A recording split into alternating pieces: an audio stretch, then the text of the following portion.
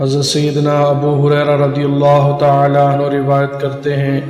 کہ رسول اللہ صلی اللہ علیہ وآلہ وسلم نے فرمایا کہ جو شخص اللہ کی راہ میں جہاد کے لیے نکلا اللہ اس کا ضامن ہو گیا۔ اللہ تبارک و تعالی فرماتا ہے اس کو میری ذات پر یقین اور میرے پیغمبروں کی تصدیق نے اس سرفروشی کے لیے گھر سے نکالا ہے۔ میں اس بات کا ضامن ہوں کہ یا تو اس کو واپس کر دوں ثواب اور مال غنیمت کے ساتھ، یا شہید ہونے کے بعد جنت میں داخل کر دوں۔ رسول اللہ صلی اللہ علیہ وآلہ وسلم نے فرمایا، اور اگر میں اپنی امت پر اس کام کو دشوار نہ سمجھتا تو لشکر کا ساتھ نہ چھوڑتا، اور میری خواہش ہے کہ اللہ کی راہ میں مارا جاؤں، پھر زندہ کیا جاؤں، پھر مارا جاؤں، پھر زندہ کیا جاؤں، پھر مارا جاؤں۔ حضرت سیدنا ابو ہریرہ رضی اللہ تعالی عنہ سے روایت ہے کہ نبی کریم صلی اللہ علیہ وآلہ وسلم نے ارشاد فرمایا، جو کوئی رمضان میں راتوں کو ایمان رکھ کر اور ثواب کے لیے عبادت کرے اس کے اگلے گناہ بخش دیے جاتے ہیں۔ حضرت سیدنا ابو ہریرہ رضی اللہ تعالی عنہ سے روایت ہے کہ نبی کریم صلی اللہ علیہ وآلہ وسلم نے فرمایا، جس نے رمضان کے روزے ایمان اور خالص نیت کے ساتھ رکھے اس کے پچھلے گناہ بخش دیے گئے۔ نبی کریم صلی اللہ علیہ وآلہ وسلم نے فرمایا، بے شک دین آسان ہے، اور جو شخص دین میں سختی اختیار کرے گا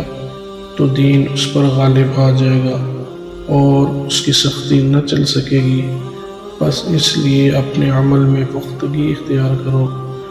اور جہاں تک ممکن ہو میانہ روی برتو، اور خوش ہو جاؤ کہ اس طرز عمل سے تم کو دارین کے فوائد حاصل ہوں گے، اور صبح اور دوپہر اور شام اور کسی قدر رات میں عبادت سے مدد حاصل کرو۔ حضرت سیدنا برہ بن عازب رضی اللہ تعالی عنہ روایت کرتے ہیں کہ رسول اللہ صلی اللہ علیہ وآلہ وسلم جب مدینہ منورہ تشریف لائے تو پہلے اپنے ننھیال میں اترے جو انصار تھے، اور وہاں آپ صلی اللہ علیہ وآلہ وسلم نے 16 یا 17 ماہ بیت المقدس کی طرف منہ کر کے نماز پڑھی، اور آپ صلی اللہ علیہ وآلہ وسلم کی خواہش تھی کہ آپ کا قبلہ بیت اللہ کی طرف ہو جائے۔ جب بیت اللہ کی طرف نماز پڑھنے کا حکم ہو گیا تو سب سے پہلی نماز جو آپ صلی اللہ علیہ وآلہ وسلم نے بیت اللہ کی طرف پڑھی عصر کی نماز تھی۔ وہاں آپ صلی اللہ علیہ وآلہ وسلم کے ساتھ لوگوں نے بھی نماز پڑھی۔ پھر آپ کے ساتھ نماز پڑھنے والوں میں سے ایک آدمی نکلا اور اس کا مسجد بنی حارثہ کی طرف گزر ہوا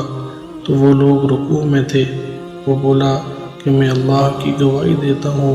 کہ میں نے رسول اللہ صلی اللہ علیہ وآلہ وسلم کے ساتھ مکہ کی طرف منہ کر کے نماز پڑھی ہے۔ یہ سن کر وہ لوگ اسی حالت میں بیت اللہ کی طرف گھوم گئے، اور جب رسول اللہ صلی اللہ علیہ وآلہ وسلم بیت المقدس کی طرف منہ کر کے نماز پڑھا کرتے تھے تو یہود اور عیسائی خوش ہوتے تھے، مگر جب آپ صلی اللہ علیہ وآلہ وسلم نے بیت اللہ کی طرف منہ پھیر لیا تو انہیں یہ امر ناگوار ہوا۔